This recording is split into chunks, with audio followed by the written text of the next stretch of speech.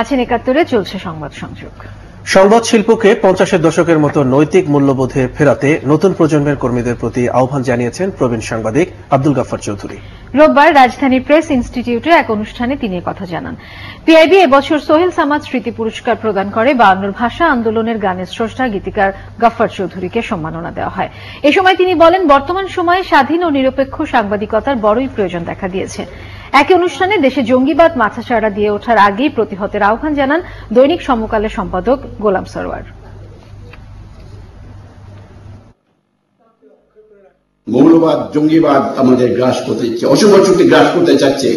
এই অশুভ শক্তির বিরুদ্ধে আমাদের সকলকে ঐক্যবদ্ধভাবে রুখে দাঁড়াতে হবে।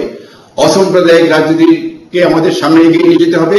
এখানে কোন রকম আপোষের কোনো সুযোগ নাই। আমরা যে যুগে সাংবাদিকতা করেছি সেই সাংবাদিকতা নেই। তখন ছিল আদর্শ ভিত্তিক সাংবাদিকতা, এখন বাণিজ্য ভিত্তিক সাংবাদিকতার প্রযুক্তিগত অনেক উন্নতি হয়েছে। আপনারা সাংবাদিকতাকে আবার আমি ৫০ সালে ফিরে যেতে বলি না, ৫০-এর নৈতিক মূল্যবোধকে পুনঃপ্রতিষ্ঠার জন্য তারা যেন চেষ্টা করেন এই অনুরোধ জানায়। খেলার খবর। সোমবার ঢাকা প্রিমিয়ার ক্রিকেটের প্রথম পর্বে নিজেদের শেষ ম্যাচে মুখোমুখি হচ্ছে দুই শীর্ষ দল আবাহনী ও প্রাইম ব্যাংক। ফতুল্লাহ খান সাহেব, ওসমান আলী